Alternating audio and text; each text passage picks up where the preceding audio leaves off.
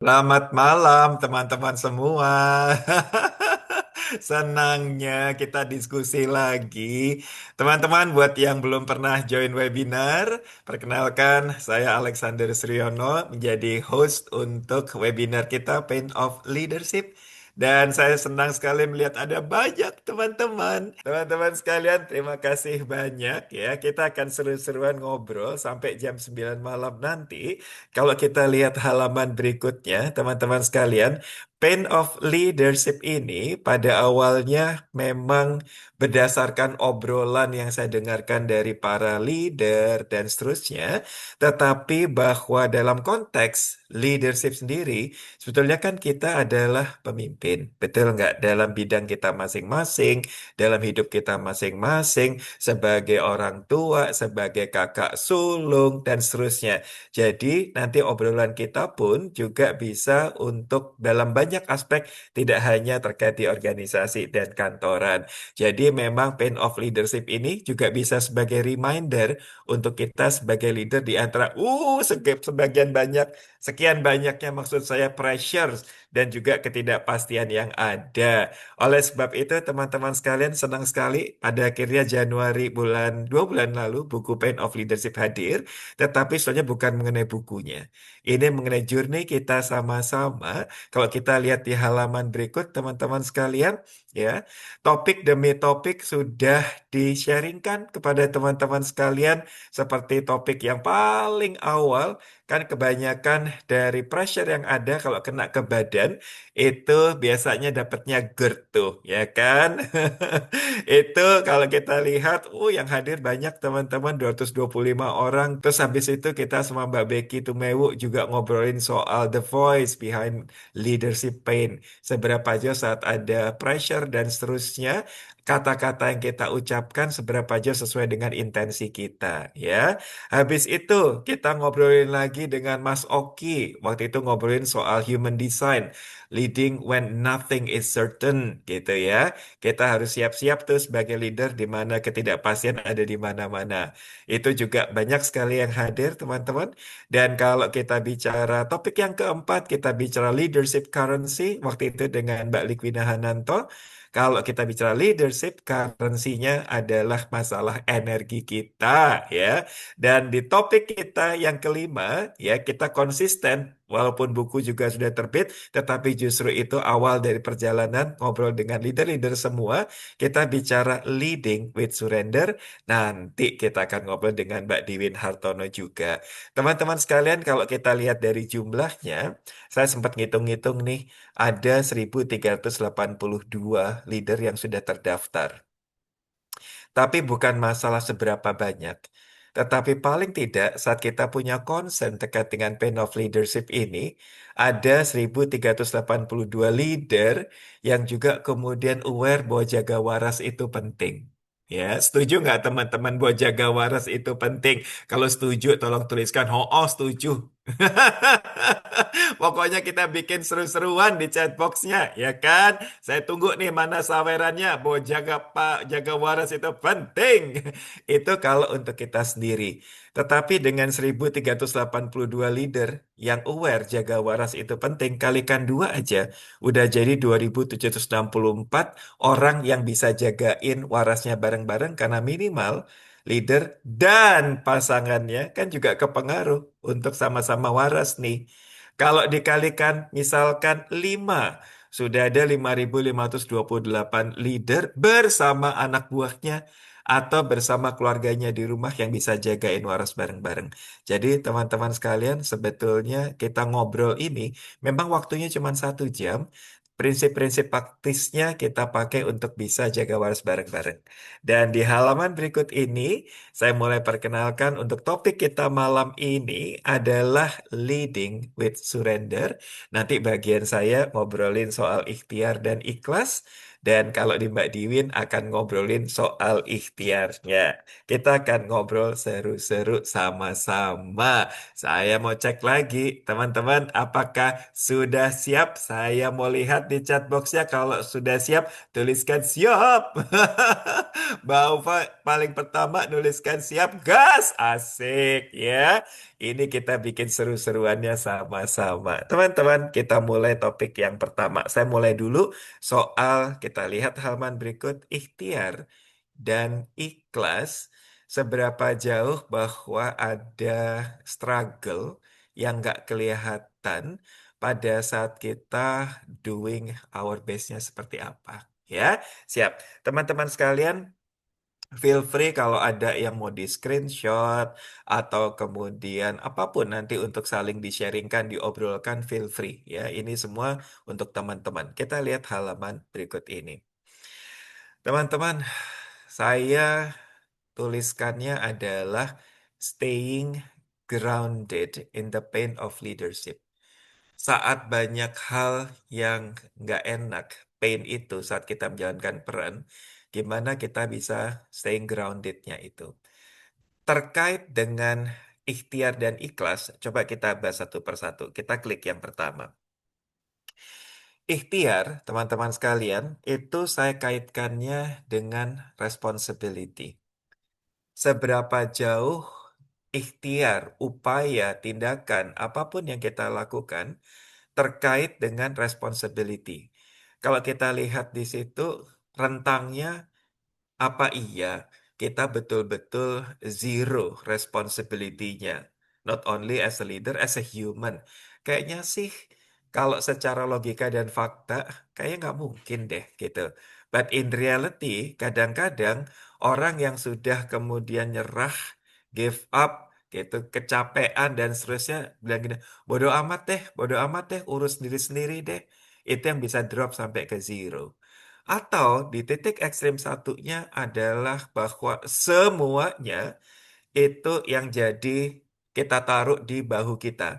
Ini yang kemudian saya bilang sebagai over ownership, teman-teman. Ya, seberapa jauh ya segala sesuatunya kita ambil tuh. Ini tanggung jawab gue, ini tanggung jawab kita semuanya. Kan semua juga ada batasnya tuh. Nanti saya titipkan pertanyaan ke teman-teman. So, yang pertama saya bilang soal over ownership. Yang kedua, kita juga bicara responsibility, itu adalah seberapa jauh without boundaries. Kita ambil semua responsibility, kita lakukan semua hal, seakan-akan kita energinya tak berbatas.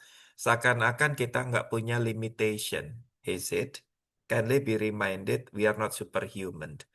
Jadi yang pertama tadi hati-hati dengan over ownership. Yang kedua adalah responsibility without boundaries. Jadi memang sadar akan batasan itu penting banget gitu. Dan satu lagi nih fenomenanya teman-teman sekalian buat saya adalah I must fix everything. Gitu. Segala sesuatunya seakan-akan kita yang harus betulin semuanya. Tiga hal itu yang saya ingin ingatkan kita sama-sama untuk jaga waras. Jangan sampai over ownership. Jangan sampai kita ngerasa bahwa tidak ada boundaries karena kita ingat tetap human, bukan superhuman. Dan bahwa jangan sampai I must fix everything. Oleh sebab itu saya mulai nitip pertanyaan ke teman-teman. Feel free kalau mau dijawab di chat box boleh, dalam hati boleh, di catatannya boleh. Nitip pertanyaan ya. Pertanyaan yang pertama terkait sama responsibility. Siap-siap. Ini bisa nampol nih. Tanggung jawab mana yang sebenarnya yang teman-teman ambil padahal itu bukan menjadi tanggung jawabnya teman-teman. Sekali lagi, tanggung jawab apa nih yang sebenarnya itu bukan jadi tanggung jawab kita, tapi tanpa kita sadari kita ambil. Ayo, sambil saya cerita ya. Ingat, leader juga orang tua. Seberapa kita menjadi leader yang benar, saya melihat bahwa ada orang tua yang masih ngambilin duri-duri ikan dari piring makanan anaknya, padahal anaknya tidak usianya TK, bukan SD, even bukan SMP, tapi SMA. Yakin tuh bahwa untuk ngambilin duri ikan aja, anak udah SMA, masih diambilin sama kita. Seberapa jauh itu malah kemudian mematikan life skill. Itu baru urusan antara kita, anak, dan duri ikan nih. Seberapa jauh bahwa itu juga terjadi di kantor.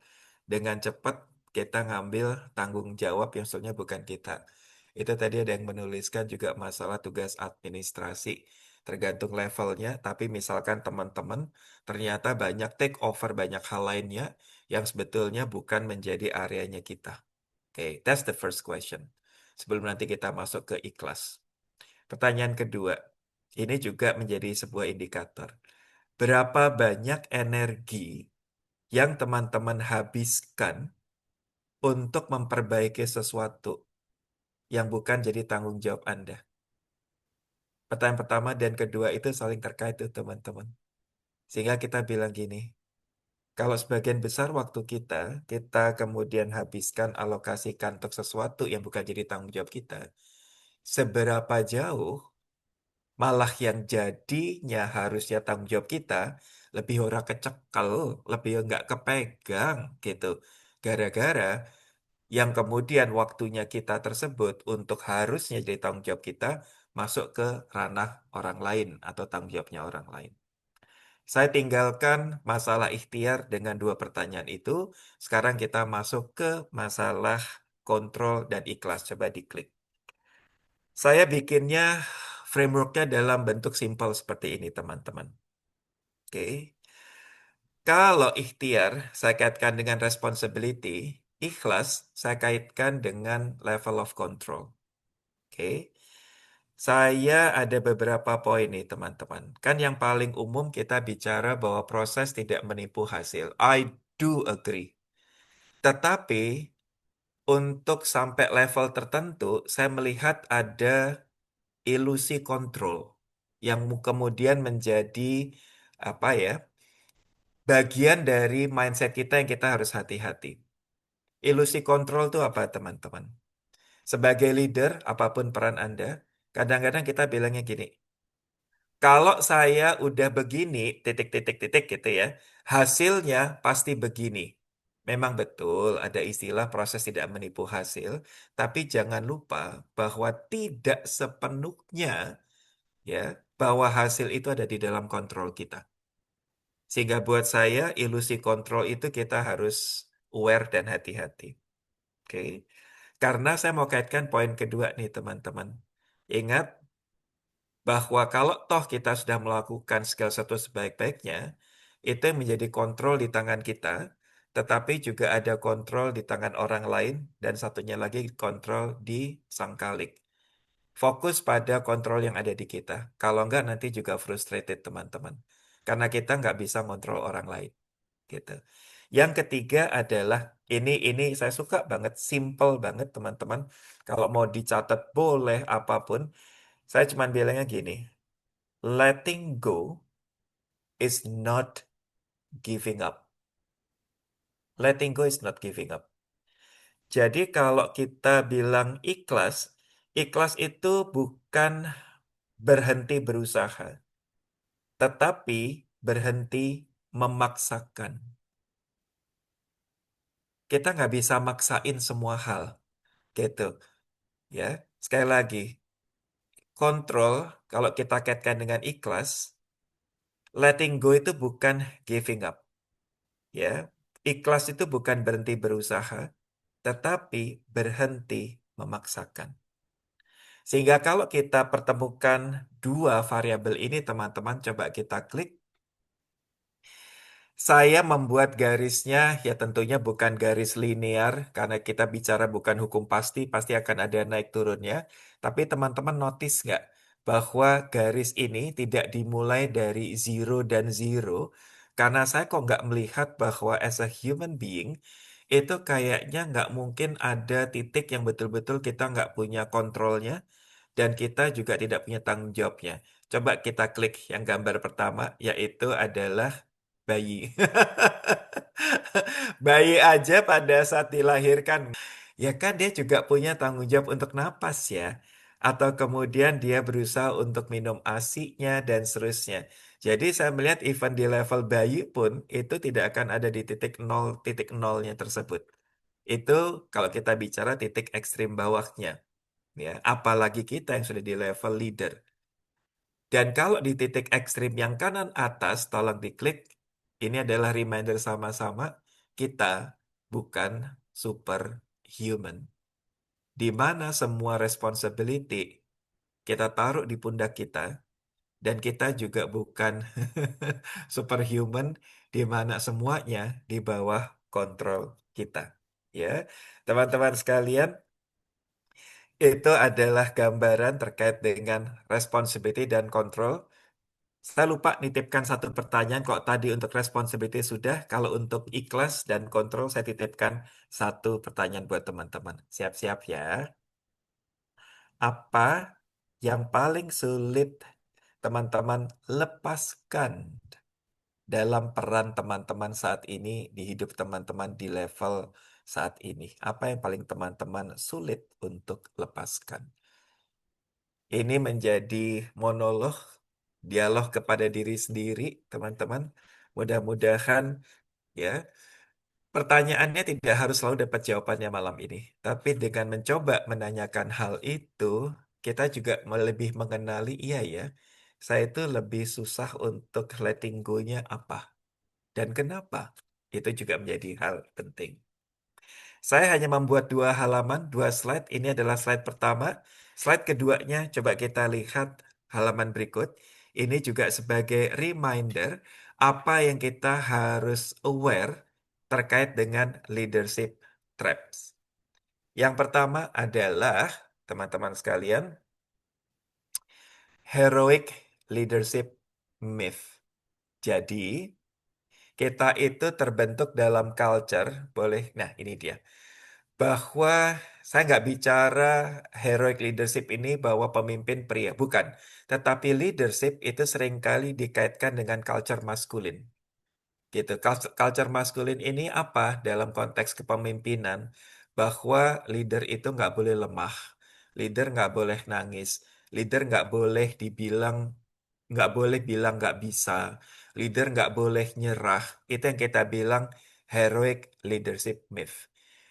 Dengan mitos seperti ini dalam konteks maskulin, itu yang namanya responsibility-nya itu bisa dilihatnya dengan lebih tidak real.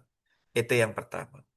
Yang kedua, teman-teman sekalian, saya juga senang untuk mengingatkan kita sama-sama. Tolong bedakan antara guilt versus responsibility. Pada saat kita melakukan ikhtiar dan hasilnya ternyata tidak optimal, kalau kita dipenuhinya sama guilt tuh teman-teman sekalian, kita gini, aduh, coba saya begini, coba saya mulai lebih awal, coba saya begini, coba saya begitu. Kalau sebagai pembelajaran nggak masalah, tetapi kalau berhenti di guilt, kita fokusnya pada apa yang sudah terjadi. Tetapi kalau kita fokusnya sense-nya pada responsibility, ya, oke, ini nggak mencapai target, oke, ini ada yang di luar kontrol saya, apa yang saya bisa lakukan dengan cara berbeda. Poin terakhir, teman-teman sekalian, adalah burden and meaning. Responsibility, seberapa jauh, kalau toh itu kita bilangnya ya wajar sebagai manusia biasa, burden, gitu. Kalau kita nggak melihat keberartiannya, kebermaknaannya, itu burdennya beratnya ampun-ampunan. Tetapi kalau kita bisa bilang bahwa peran ini nggak gampang. Mau kalau kita bilang yang sandwich generation kah? Atau kemudian ada anak yang harus kemudian merawat orang tuanya yang sudah Alzheimer kah? Atau dalam konteks leader zaman sekarang dengan timnya beda generasi dan seterusnya.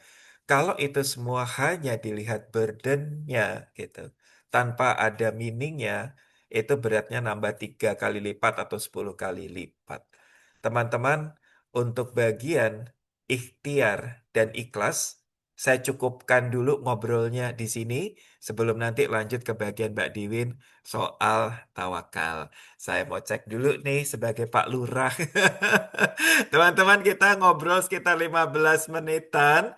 Gimana sejauh ini? Apakah dapat prinsip praktisnya? Apakah are you happy dengan obrolan ini sebelum nanti masuk ke tanya jawab? Saya butuh sawerannya sebelum kita pindah penyanyi nih.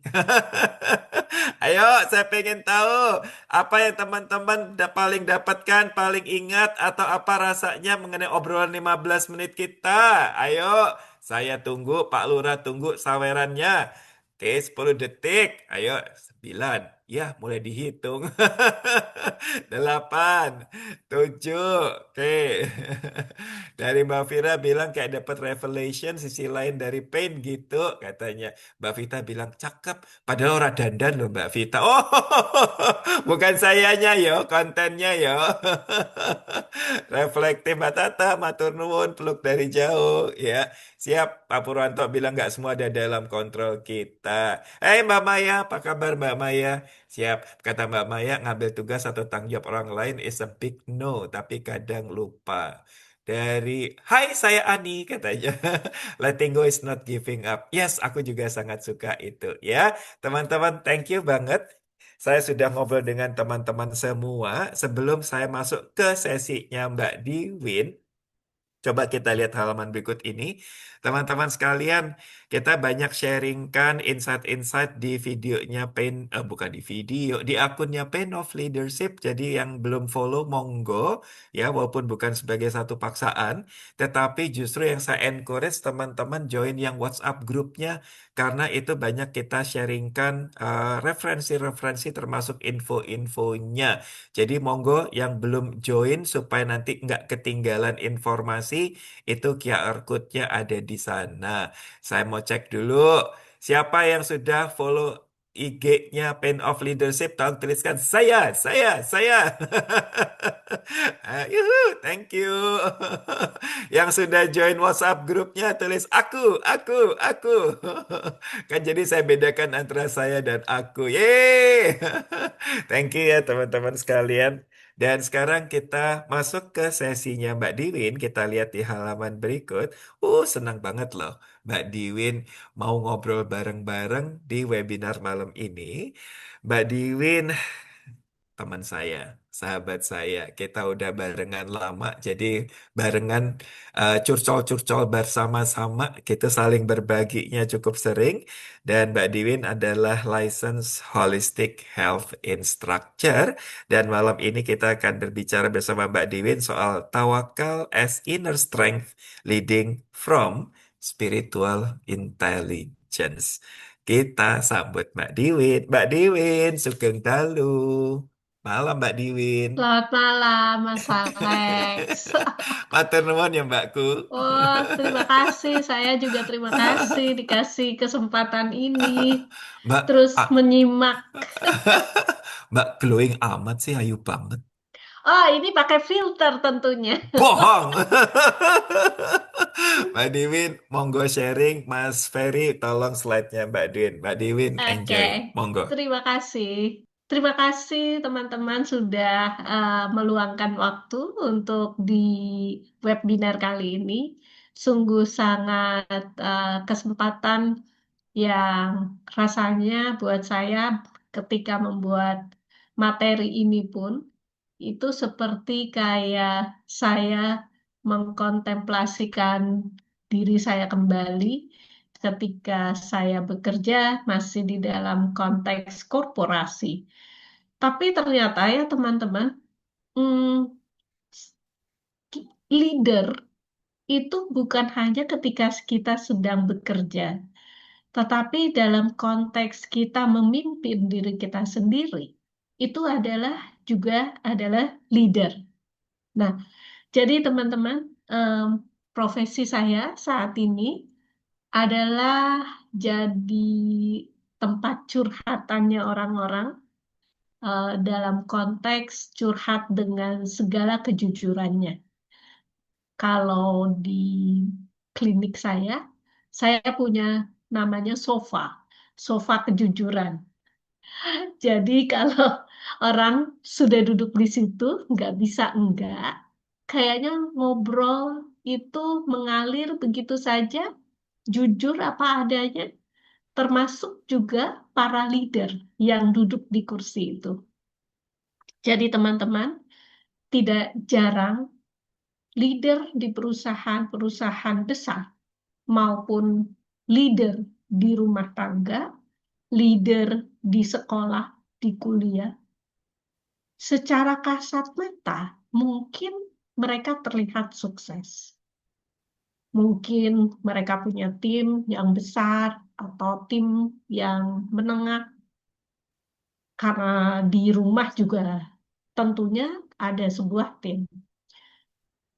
Kemudian kalau berbicara di sebuah korporasi, proyeknya banyak, ya, banyak hal yang mereka sudah handle. Hasil kerja juga sering dipuji, timnya juga sangat achievable, ya, sangat banyak sekali achievement. Namun ketika sudah ada di sofa kejujuran, ternyata banyak dari leaders merasa menjadi leader itu sangat berat. Jadi seperti kayak pembukanya tadi Mas Alex, jadi leader enak katanya. Tapi begitu sudah menjadi leader, ternyata nggak seenak yang dibayangkan. Ternyata jadi leader adalah berat. Karena tanpa mau atau tidak mau, mereka akan didatangi dengan timnya, dengan harapan, dengan masalah, dengan tuntutan, ya. Seringkali mereka bilang, saya merasa harus punya jawaban untuk semuanya. Nah, mungkin banyak dari kita juga yang pernah merasakan hal yang sama, ya. Jadi, di balik posisi kepemimpinan, sering ada sesuatu yang jarang dibicarakan. Nah, boleh next slide. Nah, yang jarang dibicarakan itu, itulah yang disebut sebagai hidden pain of leadership. Ya, jadi rasanya Mas Alex punya buku tentang pain of leadership itu adalah tepat, ya. Karena tekanan, tanggung jawab, ekspektasi yang besar, dan kadang ketika membuat sebuah keputusan punya perasaan yang rasanya sepi gitu ya, di mana punya sebuah keputusan tetapi dia tidak bisa mendiskusikannya karena terkait dengan beberapa rahasia, ya.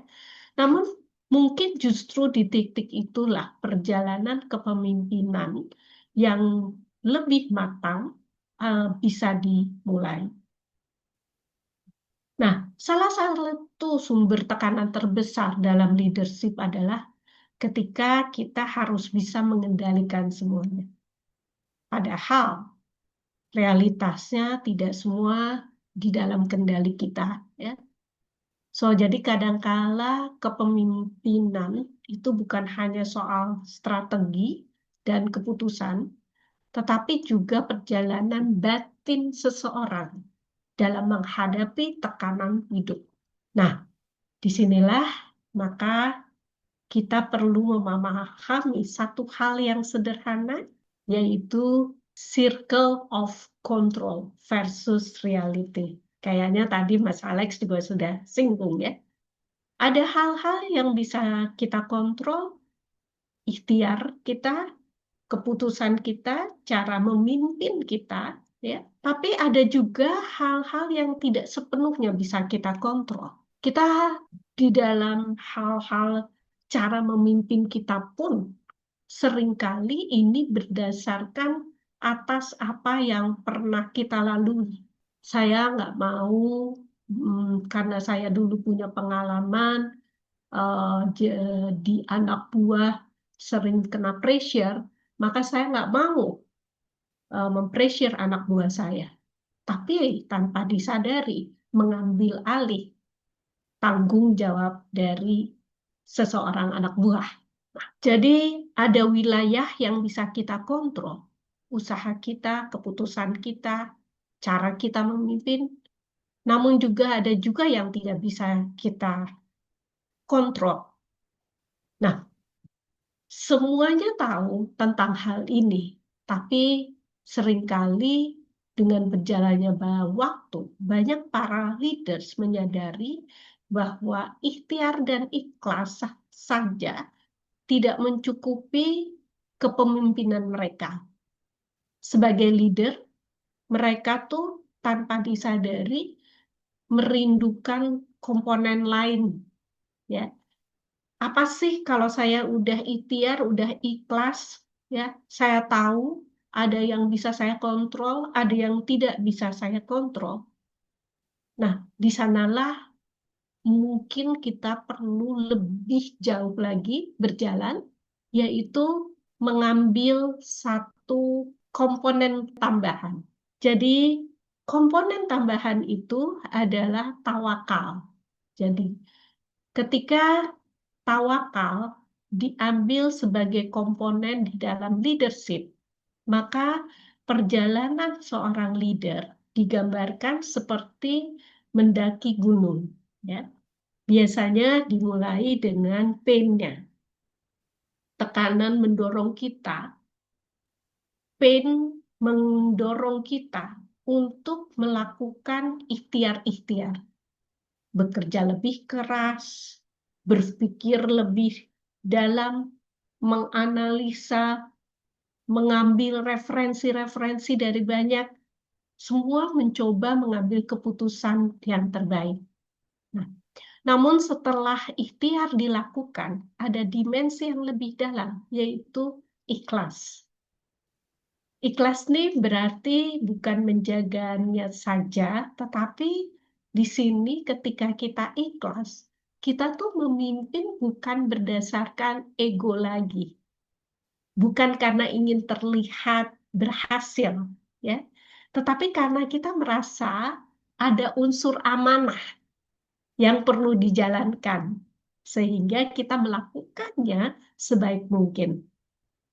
Dan ketika seorang leader mampu menjaga ikhlas, maka dia akan sampai pada tahap berikutnya, yaitu tawakal. Tawakal itu adalah kesadaran bahwa kita telah melakukan usaha terbaik dan hasilnya kita serahkan kepada Sang Khalik, ya. Nah, apa sih sebetulnya tawakal itu?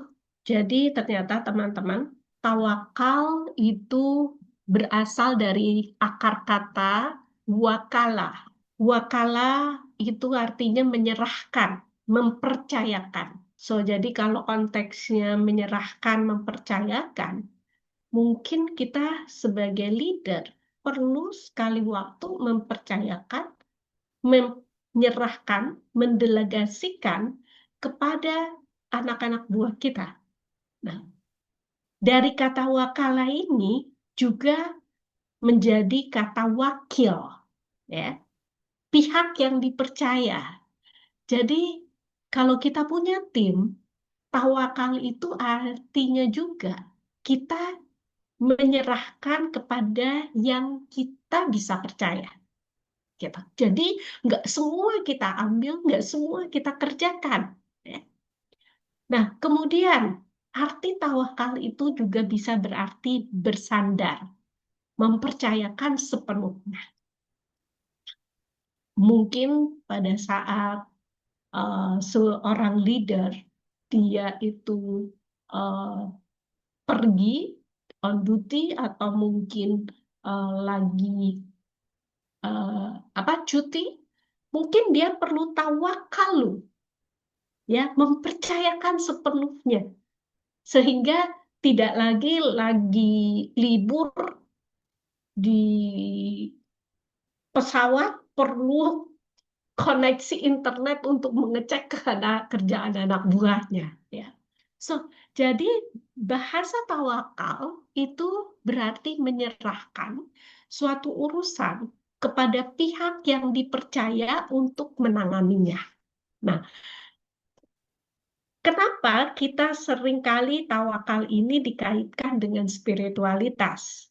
Nah, karena di ketika tawakal yang paling tinggi, yaitu adalah tawakal menyerahkan sepenuhnya kepada Sang Maha Hidup. Nah, jadi tawakal juga mungkin teman-teman, kalau kita melihat tadi artinya, kita bisa membagi tawakal dari berbagai macam level gitu ya. Tidak melulu tawakal itu menyerahkan kepada Sang Halik, tetapi kita bisa melatihnya dengan cara kita mendelegasikan kepada timnya kita ya. So, mungkin saya bisa menganalogikan tawakal di dalam konteks yang tawakal tertinggi itu adalah sebagai berikut. Saya bilang di slide ini adalah menjudulkannya The Captain and the Wind. Jadi teman-teman, dalam hal ini bayangkan seorang leader itu adalah nahkoda kapal. Nah, tugas nahkoda adalah membaca peta, menentukan arah, mengarahkan kapal dengan sebaik-baiknya. Itu adalah di dalam kontrolnya dia.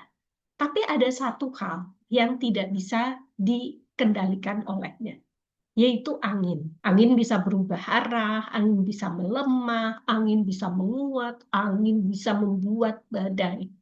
Nah, dalam kehidupan, angin bisa berupa banyak hal. Respon orang terhadap kerja kita, kondisi ekonomi, situasi yang tidak bisa kita perkirakan. Nah, tugas seorang leader, tugas seorang nahkoda bukan mengendalikan angin, tetapi mengemudikan kapal sebaik mungkin. Dan ketika angin berubah, badai menimpa, ia bisa tetap tenang karena ia tahu bahwa tidak semua hal itu ada di dalam kendalinya. Nah, jadi teman-teman, saya nggak banyak-banyak slide.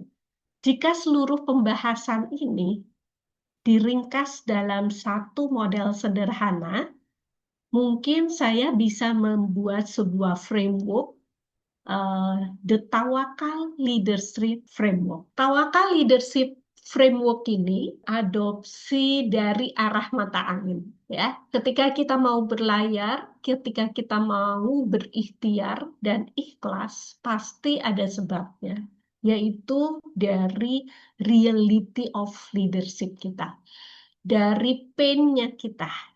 Ya, perjalanan leadership dimulai dari pain. Pain inilah yang mendorong kita melakukan ikhtiar. Disitulah effort dan leadership terjadi. Namun, ikhtiar saja tidak cukup, teman-teman. Seorang leader juga perlu menjaga keikhlasannya. Clarity of intention. Kembali lagi kepada niatannya. Karena tanpa kejernihan niat, usaha yang besar bisa berubah menjadi beban yang berat. Nah, yang mana pada akhirnya perjalanan ini membawa seorang leader kepada sebuah surrender outcome, tawakal.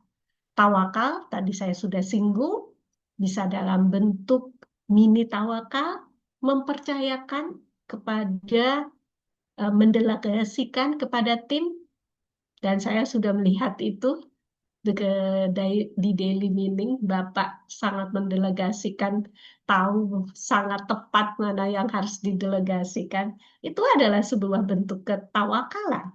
Nah, dan tawakal tertinggi adalah kesadaran bahwa kita telah melakukan usaha terbaik dan hasilnya kita serahkan kepada Tuhan, kepada Sang Halik. Nah, sebenarnya Tawakal Leadership Framework ini, teman-teman, sudah diterapkan di mana-mana. Coba bayangkan seorang petani ketika menanam pohon. Ia memilih tanah yang baik. Saya tuh baru dari kebun organik. Nah, di sana saya banyak mendengar cerita dari eh, para petani organik gitu. Nah, di situ saya pikir inilah tawakal, bentuk seorang tawakal juga. Dia memilih tanah yang baik, menanam dengan hati, memilih bibitnya, menyiram, merawat, menjaga pohonnya, menjaga sayuran organiknya. Itu adalah ikhtiarnya. Namun setelah itu diusahakan, ada yang tidak sepenuhnya bisa di dalam kendali. Pohon itu bisa tepat, cepat tumbuhnya, ada musim atau angin yang bersahabat, udara yang bersahabat, ada juga yang tidak. Apakah buahnya akan lebat atau tidak, itu di luar kendalinya. Disitulah seorang petani belajar tawakal. Namun, ya, ia juga tahu bahwa itu sepenuhnya ada di tangan Sang Maha Hidup. Nah, mungkin leadership juga seperti itu ya. Kita berikhtiar sebaik mungkin, menjaga niat tetap jernih, tapi usaha hasil selalu berakhir di dalam wilayah Sang Halim. Recently saya sangat suka membaca buku-buku tasawuf. Ada sebuah kisah perahu di sungai, ya. Analogi yang sangat sederhana dalam tradisi sufistik. Jadi hidup itu diibaratkan seperti sebuah perahu yang berjalan di sungai. Tugas manusia adalah cuma mendayung perahu itu sebaik mungkin. Mengarahkan perahu, mengatur tenaga kita untuk mendayung, memilih jalur yang aman. Itu adalah ikhtiar. Nah, tapi ada satu hal yang tidak kita bisa kendalikan, yaitu arus sungai. Kadang arusnya tenang, arusnya deras. Nah, disitulah seseorang belajar tentang tawakal. Jadi, tidak semua kehidupan bisa kita kendalikan. Dan justru ketika kita berhenti melawan arus dengan ego kita, disitulah kita menemukan ketenangan batin. Teman-teman, untuk menutup pembahasan kita ini, karena saya lebih senang kita berdiskusi ya, saya ingin menutup dengan satu refleksi sederhana. Dalam kehidupan dan dalam kepemimpinan, kita sering merasa harus mengendalikan segalanya. Namun, dalam konteks spirituality, kita diingatkan bahwa manusia hanya memegang usaha, bukan hasil. Usaha adalah tugas kita. Hasil adalah wilayahnya Tuhan Sang Halik.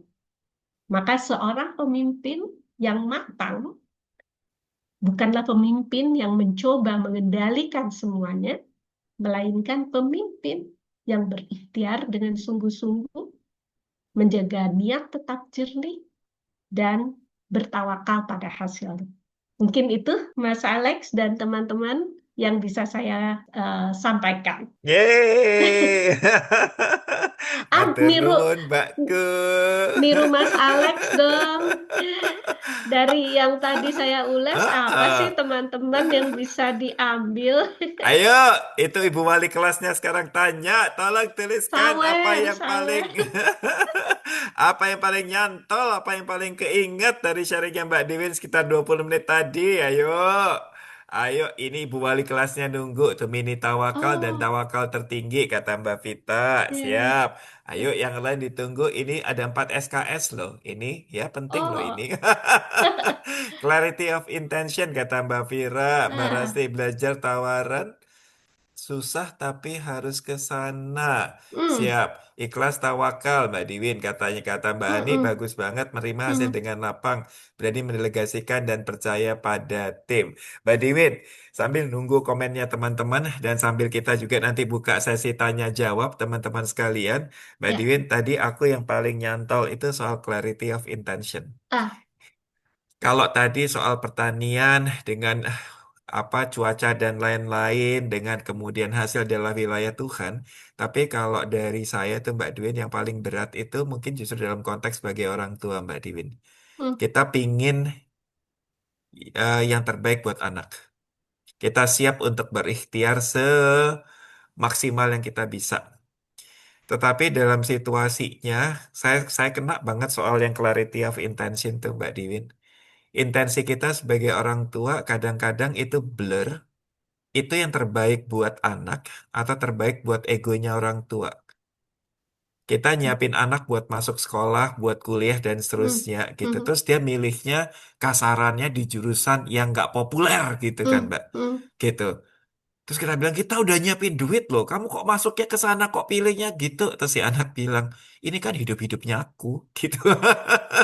Itu yang tadi kita bilang dayung sampan. Terus tiba-tiba arahnya gitu. Ini belum sampai pada berserah pada wilayah Hmm, Tuhan nih. hmm. Tetapi pada wilayah si anak nih. Itu kayak reminder banget loh. Ini intensinya untuk kebahagiaan kita atau kebahagiaan anak. Karena seringkali kita bilang gini, sebagai orang tua tuh kan pengen yang terbaik gitu. Itu yang kemudian menjadi reminder banget. Thank you ya Mbak Diwin buat kompasnya tadi. Hihi, seneng deh. Sama-sama. Ayo Makanya, teman, Mas gimana Mbak Alex, Diwin? aku Mm-mm. boleh ini ya, Monggo, monggo. meng, meng apa namanya mengkomentari Eh, tadi eh, Mas Alex. eh. Makanya kenapa pain ditaruh di paling bawah? Bawah. Karena seringkali kita berikhtiar dan Yes. bekerja atau Hmm. mewujudkan sesuatu Hmm. berdasarkan pain-nya kita. Yes. Nah, eh, pemimpin yang baik atau orang tua yang baik itu adalah versi terbaiknya mereka. Tapi Hmm. apakah itu betul-betul terbaik atau berdasarkan dari lukanya mereka atau Yes. painnya mereka, gitu Ya, kan? Ya, ya, ya. Thank you Mbak Diwin. makasih. Siap. Teman-teman, monggo apa namanya kalau ada pertanyaan tuliskan di chat box. Kita masih ada 11 menit dan sebelum sesi ini dimulai Mbak Diwin di WhatsApp grupnya Pain of Leadership yang join sudah sekitar 800-an Hmm. itu juga sudah kita buka Slido gitu. Jadi Oh, untuk pertanyaan-pertanyaan yang masuk banyak kayaknya nggak mungkin dalam 11 menit ini bisa dijawab semua. Tetapi juga teman-teman di sini monggo bila ada pertanyaan-pertanyaan silakan tuliskan sambil saya coba bacakan pertanyaan-pertanyaan yang sudah masuk dulu lewat Slido Mbak Diwin. Jadi ini oke, juga terima untuk kasih. efisiensi proses. Siap-siap ya Mbak. Pertanyaan-pertanyaan saya nohok-nohok nih. Aku pilih yang paling nohok nih. Dari dari Mbak Maya Sari. Dari Mbak Hmm. Maya Sari bilang gini, dari pengalaman Pak Alex dan Bu Diwin, lebih sulit melepaskan ekspektasi terhadap diri sendiri atau orang lain? Mampus ini pertanyaannya. Ya toh, sambil teman-teman juga boleh memikirkan jawabannya. Mbak Diwin, dari pengalaman Mbak Diwin, lebih sulit melepaskan ekspektasi terhadap diri sendiri atau orang lain?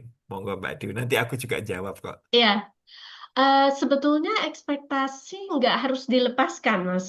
Oke, Ya, ekspektasi itu bisa menjadi sebagai tolak ukur. ya, Saya tuh lebih suka gini, meletakkan ekspektasi itu di tangan saja ya, secukupnya, tapi ya, tidak di hati kita. ya, Karena ketika kita meletakkan ekspektasi di hati, mungkin yang terjadi adalah kekecewaan-kekecewaan. Baik ya, itu ekspektasi dari orang maupun ya, ekspektasi di diri kita. ya, Ekspektasi cukup kita lihat bahwa ada sebuah ekspektasi baik dari diri kita maupun dari orang lain. ya, Tetapi di hati kita bukan diri kita ataupun orang lain, ya, tetapi ada sang Halik di dalam hati kita. ya, Sehingga kompasnya ya, untuk memenuhi si ekspektasi itu adalah terhubung dengan sang Halik. Gitu. ya, ya, Karena ya, banyak sekali wilayah unexpected, tetapi yes, kalau kita punya kompas ya, dengan Sang Halik, mungkin ya, dia akan memandu kita ya, untuk ya, meletakkan ekspektasi ini, meraih ekspektasi ini, gitu. siap. Betulan Gitu, Mbak Diwin. sami-sami. Kalau aku ya Mbak Diwin, ini Mhm. kan versi dari pengalaman dan melihat kita dulu, itu saya pikir itu yang lebih sulit itu ngelepasin ekspektasi terhadap diri sendiri, karena saya merasa bahwa terkait dengan perfeksionis, high achiever gitu. Gitu, I push myself kadang-kadang too hard gitu. Mhm. Tetapi dengan berjalannya waktu, saya juga memahami bahwa ternyata yang lebih sulit adalah ekspektasi yang saya taruh pada orang lain karena tingkat kontrol yang kita punya kan lebih sedikit. Di situ yang kemudian saya bilang, oh ya ya ya ya ya. Kalau ekspektasi saya kaitkan sama tingkat kontrol, kalau itu mengenai ranah hidup saya masih bisa ngingetin diri sendiri, gini gini gini gini gini loh, ya wis toh gitu. Tapi pada saat ekspektasi itu pada orang lain gitu, saya nggak punya kontrol terhadap hidup mereka.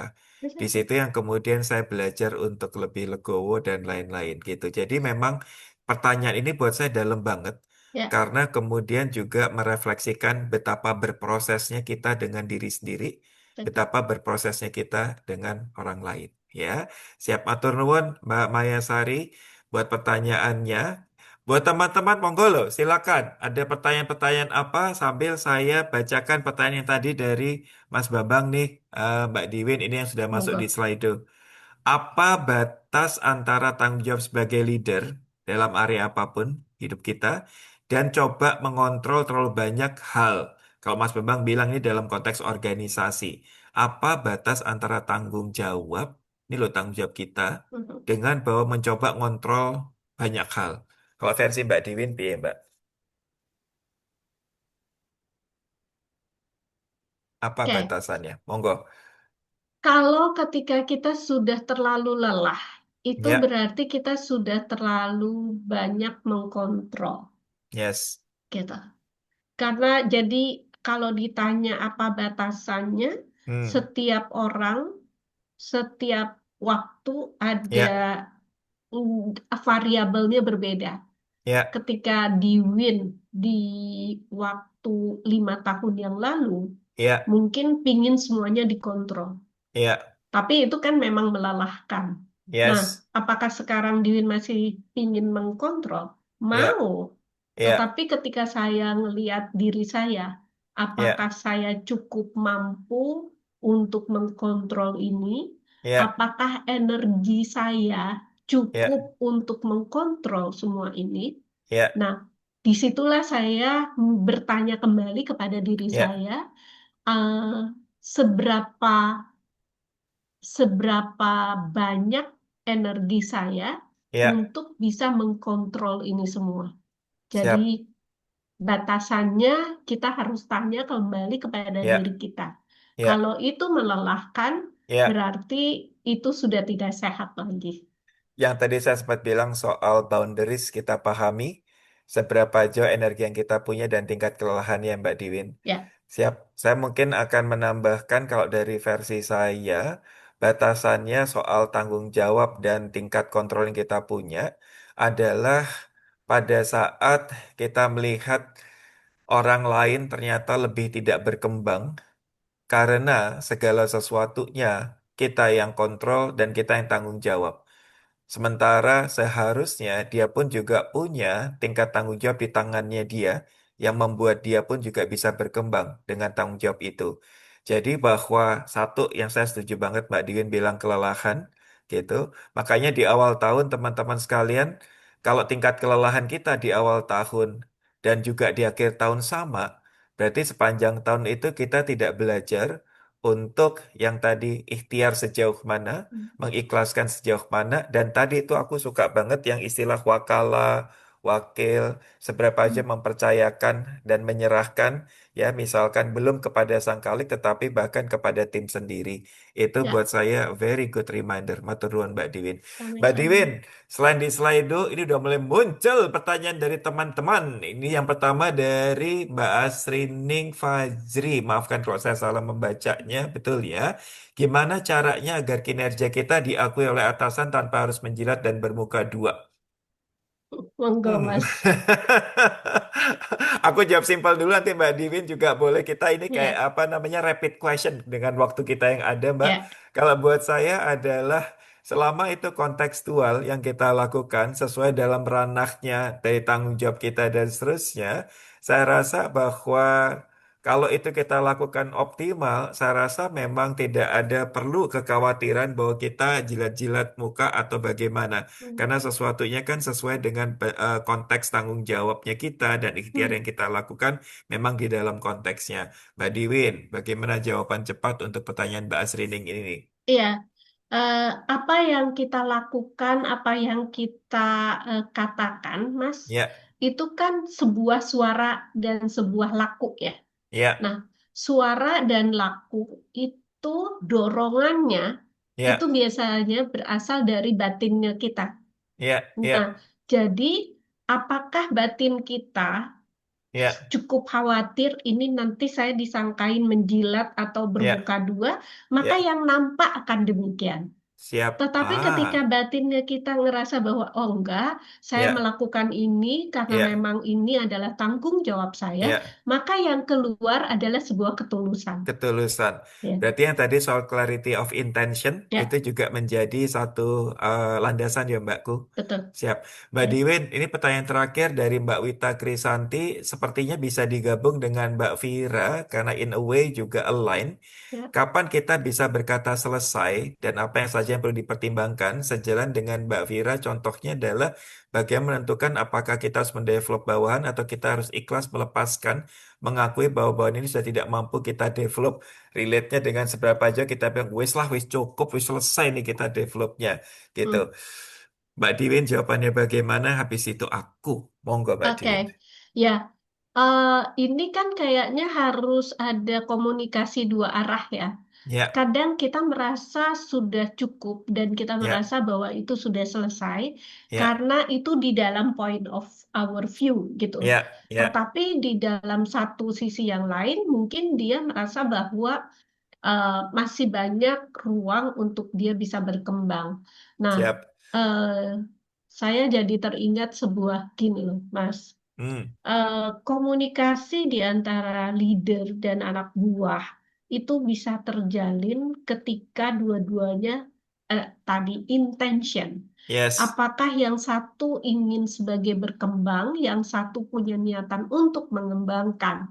Nah, ya, tapi kalau yang satu berniat untuk ya, supaya dia sebagai solo karir ya, yang ya, achievernya tinggi, maka ya, kan kegiatan itu sudah terasa juga ya di ya, anak-anak buahnya gitu. ya, So again, kayaknya my highlight di dalam tawakal kali ini ya. adalah clear intention gitu. Siap. Ya. Mbak Dian, matur nuwun.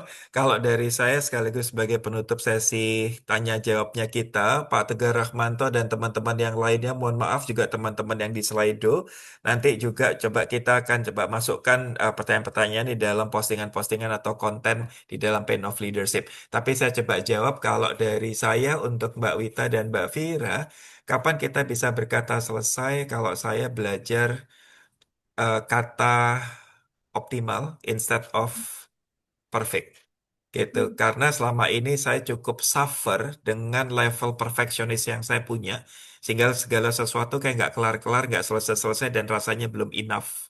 Tetapi pada saat kita bisa bilang bahwa saya sudah melakukan yang terbaik dari yang mungkin dilakukan, itu artinya optimal. Dan di situ saya sudah mulai bisa mengikhlaskan termasuk yang soal tawakal tadi. Jadi saya belajar kata optimal dari keterbatasan yang saya punya. Apakah waktu, tenaga, dan seterusnya. Itu jawaban saya. Teman-teman, sudah jam 9 lewat 1. Saya tahu bahwa 1 jam itu singkat sekali, Ya, ya. ya. Sebelum saya betul-betul tutup, teman-teman sekalian, ya, izin saya menyampaikan beberapa hal dulu, baru nanti kita tutup sama-sama, ya. Coba kita lihat halaman berikutnya. Teman-teman, terima kasih banyak yang sudah mengorder Pain of Leadership. Feel free untuk terus bisa melihat di platformnya Daily Meaning ya. Di marketplace-nya Daily Meaning itu kalau mau memiliki buku Pain of Leadership termasuk juga ada Dex yang bisa dimanfaatkan. Termasuk kalau kita lihat di halaman terakhir ini juga ada Ramadan Special Hampers. Siapa tahu kita mau kirim kepada teman yang ternyata kalau dikirim makanan banyak pantangannya. Kirimin aja ini. Betul. Ya Mas Alex, toh? boleh Opo aku Mbak Tiwin. tambahkan nggak Boleh, buat boleh. teman-teman, eh, buat saya ya pribadi ya, buku is buku, tetapi deck yang card itu is Ya. very helpful. Hihi. Setiap hari saya cek Ambil satu, satu. ambil satu. Oh, thank you Mbak Diwin. Ya. Siap. Dan buat saya dan Mbak Diwin, energinya teman-teman itu juga luar biasa dan terasa sampai sekarang ya. Sehingga kumpul kita di Jumat malam loh ini. Di bulan Ramadan, terima kasih banyak. Nampol katanya Mbak Windy. Teman-teman, terima kasih banyak. Semoga obrolan mengenai ikhtiar, ikhlas, dan tawakal ini juga bisa membuat kita jaga waras sama-sama. Teman-teman sekalian, terima kasih banyak. Mudah-mudahan dilancarkan buat teman-teman yang berpuasa. Kita tinggal berapa hari lagi, Mbak Dwin? 10 hari ya, Mbak Dwin? Iya, 10, kurang dari 10 9 hari hari. ya. Iya, 9 harian, siap semoga ya. lancar semua dan teman-teman yang lain juga. Teman-teman, kita buka mikrofonnya sama-sama untuk saling memberikan support dan energi satu sama lain. Thank you ya buat Thank kehadirannya. you. Mbak Terima kasih Angelia, Mbak Mas masih di Alex. kantor Alex. itu. Oke, Terima Mas kasih. Alex. Kasih Mbak, thank you Shirley. ya. Terima kasih. Terima kasih Mas Seneng ya. Alex.